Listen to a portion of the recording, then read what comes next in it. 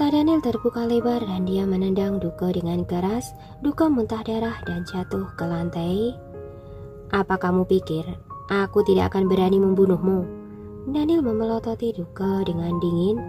"Sudah kubilang, walaupun ini adalah negaramu, bahkan jika ini rumahmu, jika aku ingin kamu mati, aku tetap bisa membunuhmu kapan saja." "Daniel, kamu..." Duke memuntahkan darah lagi. "Tuan muda Duke Louis." Pada saat ini anak buah Duke bergegas masuk untuk memapahnya dan bertanya dengan panik, "Presiden Daniel, kenapa kamu memperlakukan tuan muda kami seperti ini? Kalian adalah teman." "Teman?" Daniel tertawa sinis. "Aku memperlakukannya sebagai teman, tapi dia merampas wanitaku." "Tracy adalah tunanganku, milikku."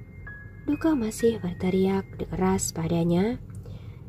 "Dia sudah tidur denganku tadi. Apa kamu masih mau menikahinya?" Daniel sengaja memprovokasinya. "Kamu..." Duke sangat marah.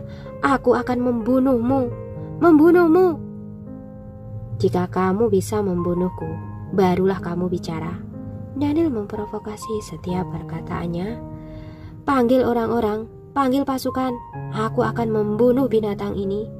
Duke semakin menggila. Tracy melilitkan tubuhnya dengan selimut tipis kemudian datang menampar Duke. Dalam sekejap dunia menjadi sunyi. "Bawa tuan mudamu kembali." Tracy memberikan instruksi pada rombongan Duke. "Baik." Rombongan itu segera membawa Duke pergi. Tracy mengedipkan mata. Naomi segera mengikutinya keluar dan memanggil bawahan Jeff untuk mengantar Duke pulang dengan selamat. Jika sesuatu terjadi pada Duke di jalan, hal ini benar-benar tidak dapat dipertanggungjawabkan. Semua orang sudah pergi. Di dalam kamar hanya tersisa Tracy, Daniel, Naomi, dan Ryan. "Daniel, kamu sudah punya anak." Tracy memelototi Daniel dengan gigi terkatup. "Apa kamu puas sekarang? Apa kamu sudah melampiaskan amarahmu?" "Tidak cukup." Daniel memegang cerutu di antara jari-jarinya, memegang gelas anggur dengan dingin dan arogan tanpa memandang Tracy. "Apa yang sebenarnya kamu inginkan? Agar membiarkanku melihat anak-anak?" Tracy menahan amarahnya dan bertanya dengan penuh emosi. "Kamu bisa mengatakan persyaratannya?"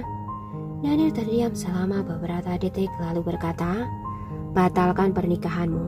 Jangan pernah menikah seumur hidupmu." Tracy tertegun sejenak lalu menatapnya dengan heran. "Kenapa? Apa hubungannya denganmu? Jika aku menikah atau tidak, kenapa kamu mengancamku?" "Sepertinya kamu tidak ingin melihat anak-anak sama sekali." Daniel mencibirnya.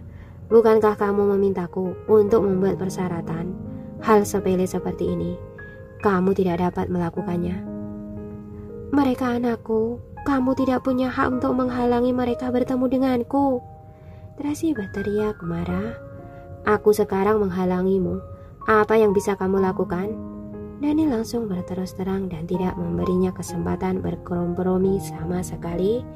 "Kamu..." Tracy hampir gila. "Apa kamu benar-benar ingin menikahi seseorang?"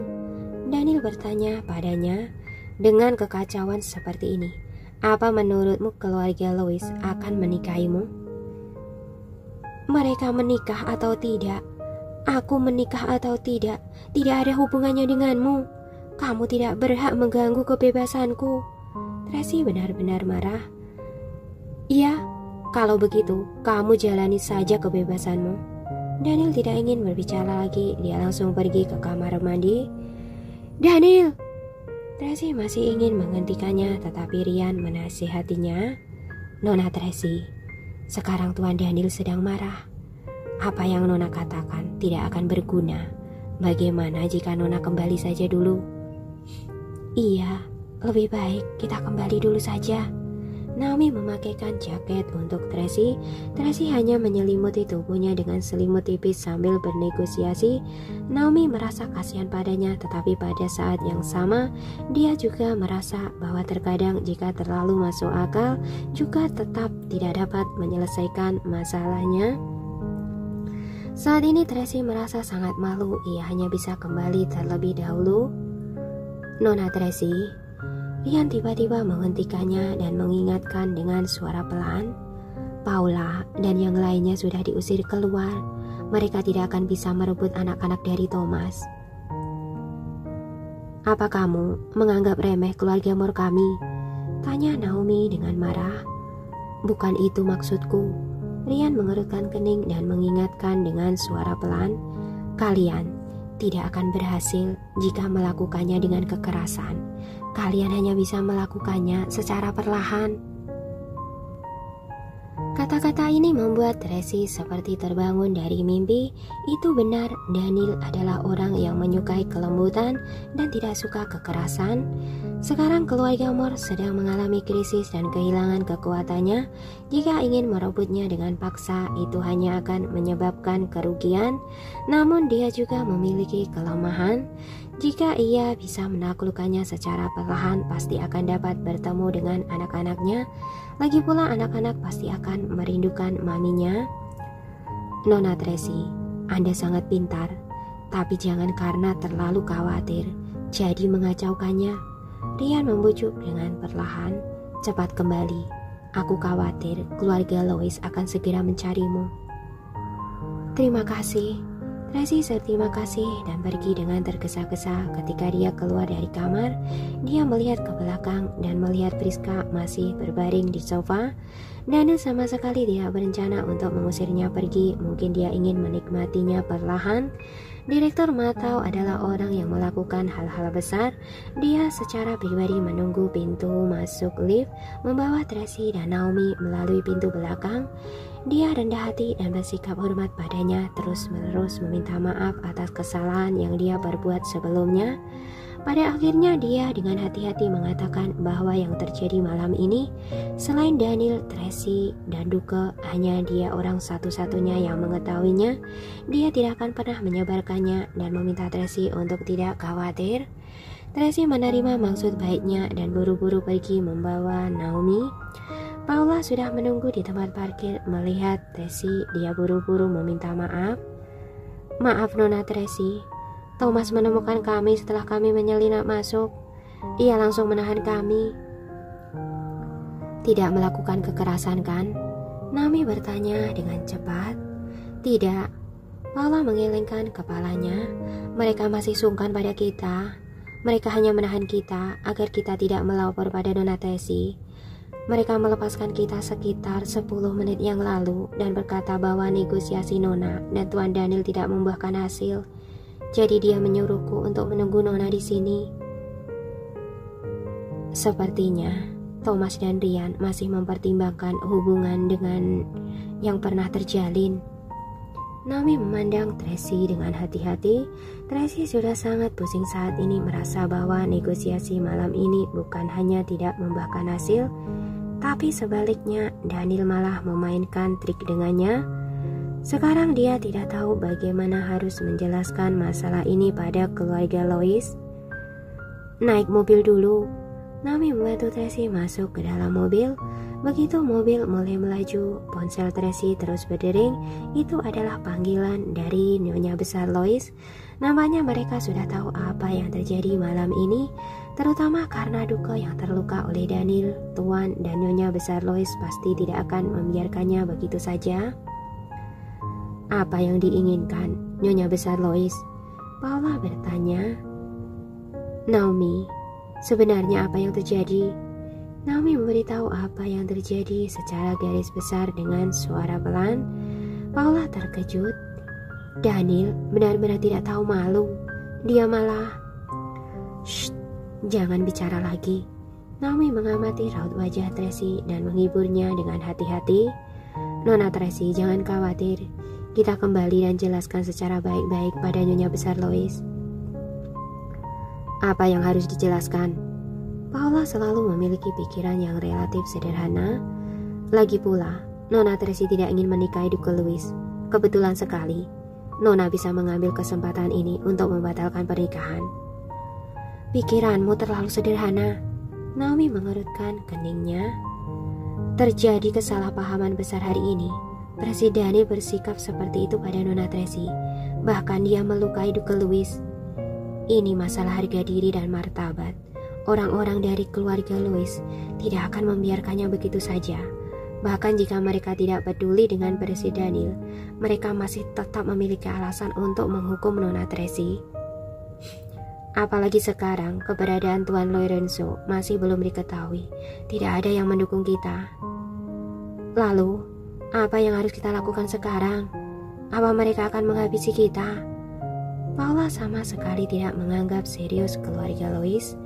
Paling-paling kita bawa anak-anak meninggalkan negara ini saja. Tidak perlu minta izin dari mereka. Bisa pergi atau tidak masih menjadi pertanyaan, kata Naomi dengan pelan. Maksudmu, orang-orang dari keluarga Louis tidak akan membiarkan kita pergi? Paula mengerutkan keningnya. Tidak mungkin, bahkan jika terjadi masalah dengan Tuan Lorenzo di dalam dunia bisnis, Nona Tracy juga cukup disegani. Apa mereka berani bertindak begitu sombong? Ini masalah harga diri, belum tentu.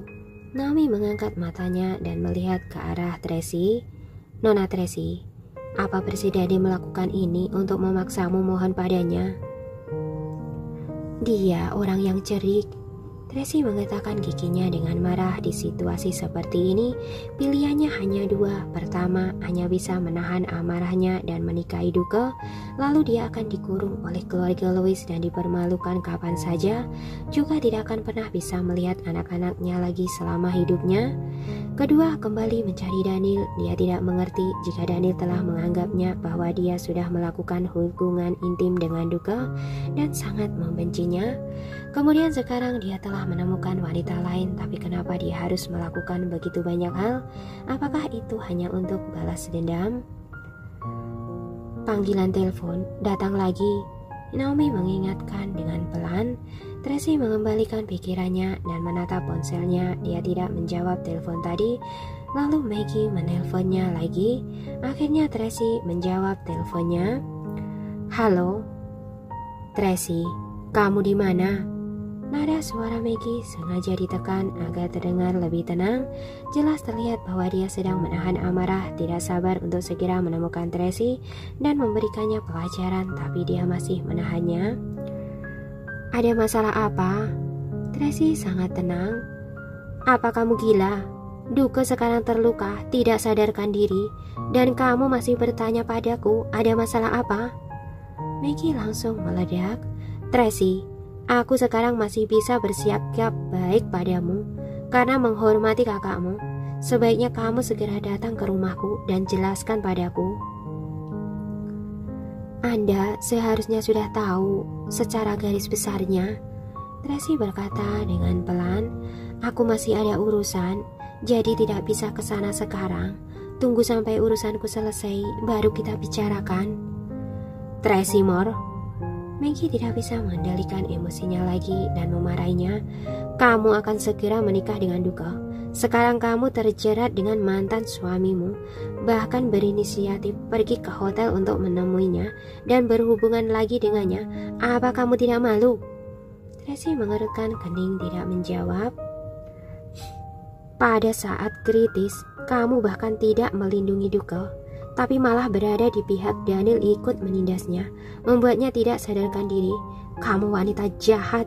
Urusanku denganmu belum selesai. Maggie terus memarahinya. Dalam waktu 1 jam, datang ke rumahku untuk menjelaskan masalah ini.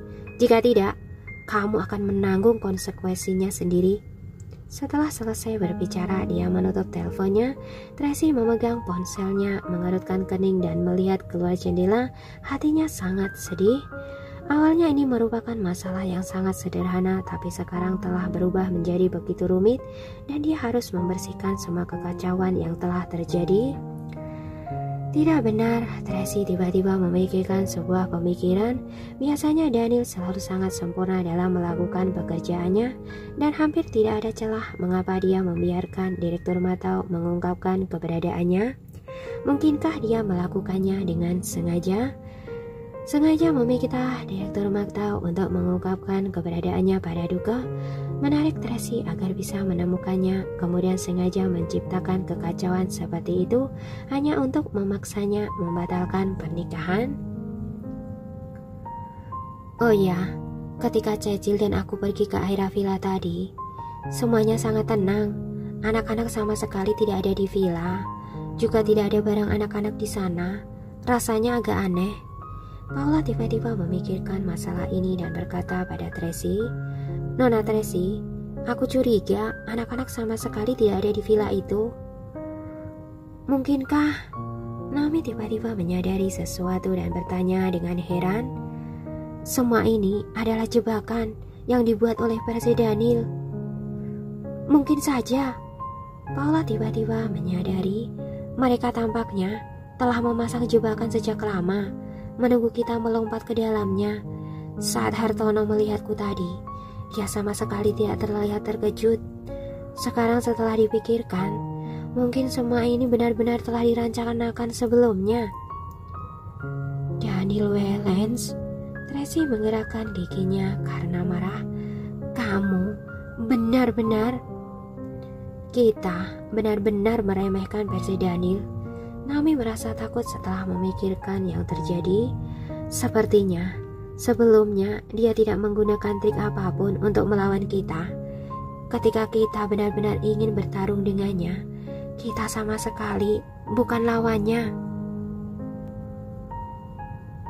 Sekarang kita tidak boleh melawan mereka. Pikirkan dulu bagaimana cara menyelesaikan masalah yang ada. Paula sedikit tidak tenang. Aku merasa bahwa Nyonya Besar Lois seperti tidak akan mudah menyerah. Bagaimana jika kita pergi dari sini dulu, kembali ke negara Emron atau kembali ke kota Bunaken? Kita pasti tidak akan bisa kembali ke negara Emron. Jika kembali ke sana, mungkin akan menyebabkan lebih banyak masalah bagi Tuan Lorenzo. Naomi menatap Tracy. Di kota Bunaken ada Percy Daniel. Tidak bisa pergi. Tracy menatap ke depan. Paula juga menoleh melihatnya, lalu segera mengurangi kecepatannya. Belasan kendaraan militer berbaris rapi dan teratur kemudian menghalangi jalan mereka. Itu orang-orang dari keluarga Lois. Naomi mengerutkan kening. Aku sudah tahu, Nyonya Besar Lois tidak akan membiarkan kita pergi dengan mudah. Bagaimana ini? Ekspresi Paula berubah menjadi serius. Haruskah kita memberitahu Kak Jeff dan yang lainnya? Setelah mengatakan itu, dia segera mengambil ponselnya dan hendak menelpon. Tidak boleh. Tracy segera menghalanginya. Bahkan jika Jeff dan yang lainnya datang, mereka juga tidak akan mampu melawan begitu banyak orang. Terlebih lagi mereka harus bertarung melawan para musuh dari negara Emron dan melindungi anak-anak. Lalu kita ikuti saja mereka. Tracy menatap lurus ke depan. Masalah yang dilakukan sendiri harus hadapi sendiri. Baiklah, ada kami yang menemani Nona. Paula berkata, aku yakin orang-orang dari keluarga Lois tidak akan berani melakukan apapun pada Nona. Iya, Tracy memerintahkan dengan tegas. Kurangi kecepatan dan pergi ke sana. Baik. Tuan Daniel, Nyonya Besar Lois mengirim pasukan militer untuk menghentikan Nona Tracy dan membawanya kembali ke kediamannya. Rian datang untuk melapor. Iya. Daniel memejamkan matanya dan menyesap anggurnya secara perlahan. Semuanya seperti yang Anda harapkan. Rian tampak serius.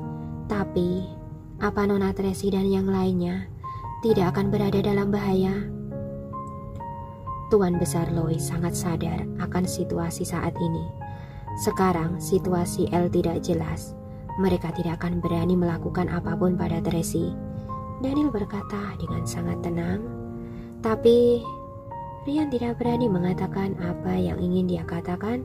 Di dalam hatinya dia tahu jelas bahwa Tuan Besar Lois dan Nyonya Besar Lois tidak akan berani melakukan apapun pada Tracy.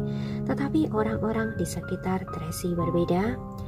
Pada saat itu mungkin saja akan ada orang yang datang menodongkan pisau ke Naomi dan Paula hanya untuk mengancam Tracy. kirim seseorang untuk mengantarnya pulang. Daniel menatap Friska yang masih dalam keadaan mengantuk, kemudian menginstruksikan, aturlah dengan baik. Baik, Rian segera pergi untuk mengatur semuanya. Daniel mengambil gelas anggur dan berjalan ke balkon menatap pemandangan malam kota yang ramai. Sorot matanya berubah menjadi rumit. Tuan Daniel, sudah saatnya minum obat. Rian kembali setelah menyelesaikan pekerjaannya, membawa segelas air, mengambil sekotak obat-obatan dan menyerahkan pada Daniel. Ada lebih dari belasan jenis pil di dalam kotak berbagai warna, terlihat seperti permen anak-anak, tetapi memiliki khasiat obat yang sangat kuat. Daniel minum obat dan memakannya 3 atau 2 kali. Ketika dia hendak minum anggur, Rian buru-buru menghentikannya. Dokter bilang, Anda tidak boleh minum obat dengan anggur, harus minum dengan air putih. Lagi pula, aku tidak akan hidup lama. Minum apapun sama saja. Daniel meminum semua anggur dalam sekali teguk. Ia menggunakan anggur untuk meminum obatnya. Anda jangan seperti ini, kata dokter. Jika kita menemukan tabib dewa dan tabib Hansen, mungkin ada secercah harapan. Rian menghiburnya dengan lembut. Sekarang kita tidak boleh terus menunggu donatasi di sini. Kita harus kembali ke kota Bunaken untuk mencari tabib Hansen. Secercah harapan hanya untuk menghibur orang. Daniel berkata dengan datar, hidup dan mati tidak penting dalam kehidupan yang terbatas ini. Dapat menjalani kehidupan yang indah dan seru, barulah bagus. Mendengar kata-kata ini, Rian tidak tahu harus menjawab apa. Dia menundukkan kepalanya, merasa sangat sedih. Setelah melewati 2 bulan masa pengobatan, racun di tubuh Daniel belum sepenuhnya hilang. Meskipun setelah perawatan situasinya lebih baik dari sebelumnya, tetapi setiap malam dia tetap akan merasakan sakit yang tidak tertahankan. Dokter tidak memiliki cara lagi dan menyarankan agar mereka segera menemukan tabib Hansen dan tabib dewa. Namun Daniel sudah tidak bisa menunggu lebih lama lagi. Tanggal pernikahan Tracy dan Duka sudah akan tiba. Dia meminta dokter untuk meresepkan obat untuknya. Kemudian dia membawa rombongannya datang ke Bordok untuk menjemput Tracy pulang. Hanya saja tidak menyangka saat bertemu ia malah melihat pemandangan seperti itu.